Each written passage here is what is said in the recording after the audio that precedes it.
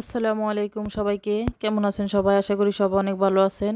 আল্লাহর অশেষ রহমতে আমি অনেক ভালো আছি আলহামদুলিল্লাহ। নতুন আরও একটা ভিডিও দিয়ে আজকের ব্লগটা শুরু করলাম।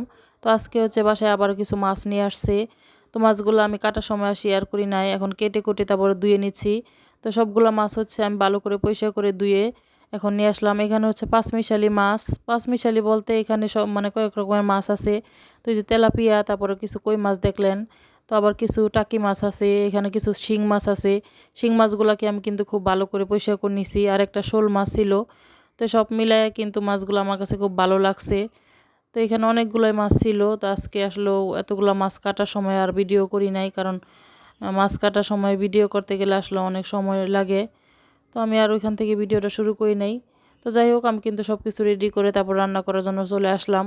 তো এখানে অনেকগুলো পেঁয়াজ রসুন কেটে নিয়েছি, কারণ এখানে টাকি মাছ আছে। টাকি মাছগুলো আজকে ভর্তা করব। তারপর এখানে আস্ত 4টা তেলাপিয়া মাছ নিছি। এই মাছগুলো ভাজি করব। আমি কিন্তু সব সময় এরকম করি, আপনারা হয়তো বা আমার ভিডিওতে আরও দেখছেন। আমার বাসায় যখনই টাটকা মাছ নিয়ে আসে কিনে, তারপর আমি চেষ্টা করি সবার জন্য তাজা মাছ ভেজে দেওয়ার জন্য, কারণ ভাজা মাছটা আমার বাসায় সবাই খুব পছন্দ করে। তো মাছগুলো ভাজার আগে এখানে হলুদ মরিচ তারপরে লবণ দিয়ে খুব ভালো করে একটু মেখে রেখে দিব, তাহলে মাছের ভিতরে মশলাগুলো খুব ভালোভাবে ঢুকতে পারবে আর কি।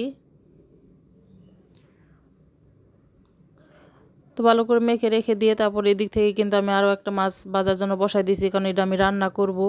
তো এই মাছটা রান্না করব আমি আলু আর টমেটো দিয়ে একটু ঝোল করব। তো আমি এখানে মশলা কষিয়ে নিয়ে তারপর এখানে আলু আর টমেটোটাও দিয়ে দিলাম।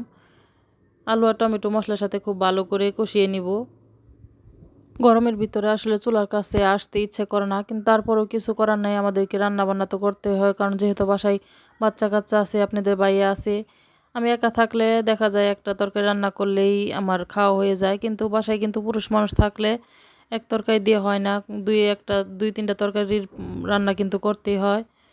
তো গরম লাগলেও তারপরেও কিছু করার নাই, বাসায় যেহেতু সবাই আছে, সবার জন্য একটু কষ্ট করে হলেও তো আমাকে রান্না বান্না করতে হবে, তাই না? তো যাই হোক, আমি কিন্তু আলু আর টমেটোটাকে খুব ভালো করে কষিয়ে নিছি।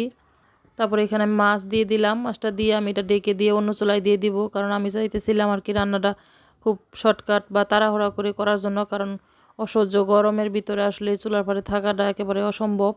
তো আমি ওটা অন্য চুলায় দিয়ে তারপরে এখানে আমি মাছ ভাজার জন্য দিয়ে দিলাম। তো মাছগুলো সব খুব ভালো করে ভেজে নিব লাল লাল করে, কারণ মাছ ভাজা কিন্তু ভালো করে ভাজা না হলে আসলে খেতে ভালো লাগে না। তো আমি চেপে চেপে মাছগুলোকে খুব ভালো করে ভেজে নিছি। তারপরে এখানে টাকি মাছ ভর্তা করার জন্য টাকি মাছগুলোও খুব ভালো করে ভেজে নিতেছি। তো টাকি মাছ দুইটাকেও কিন্তু আমি খুব ভালো করে একেবারে লাল লাল করে ভেজে নিছি। এখন এখানে আমি কিছু শুকনা মরিচ ভেজে নিব। তো আমি শুকনা মরিচটা দিয়ে কিন্তু আজকে টাকি মাছের ভর্তাটা করব। আর টাকি মাছের ভর্তা করার সময় কিন্তু সব সময় একটু রসুন বেশি দিতে হয়, তবে আজকে আমি তেমন বেশি রসুন দিতে পারি নাই, কারণ বললাম না, গরমের কারণে আসলে কোনো কিছুই করতে ভালো লাগতেছিল না। তো যাই হোক, তারপর আমি এখানে শুকনো মরিচগুলো ভাজার পর এখানে পেঁয়াজ আর রসুনগুলো দিয়ে দিলাম, দিয়ে কিছুক্ষণ ভেজে নিব। একটু ব্রাউন কালার হয়ে গেলে আমি এগুলোকে নামিয়ে নিব। তো মাছগুলো ঠান্ডা করে কিন্তু আমি সম্পূর্ণ কাটা মাছ থেকে বেছে নিছি। তারপরে এখানে আমি মাছটা এখন ভর্তা করে নিব। তো আমি শুকনা মরিচ দিয়ে ভর্তা করব। তো যে কোনো ভর্তাই কিন্তু শুকনা মরিচ দিয়ে করলে বেশি ভালো লাগে, তবে শুকনা মরিচটা আমাদের শরীরের জন্য খাওয়া বেশি একটা ভালো না, কারণ শুকনা মরিচ খাওয়ার কারণে কিন্তু আমাদের অনেক ক্ষতি হয়। তারপর আমরা কিন্তু মুখের স্বাদের কারণে আমরা শুকনা মরিচটাই বেশি খাই।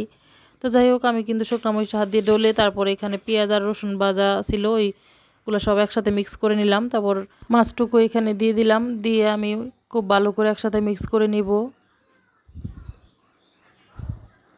তো হাত দিয়ে ডলে ডলে মিক্স করে নিয়ে তারপরে এখানে কিছু সরিষা তেল দিয়ে দিব আমি।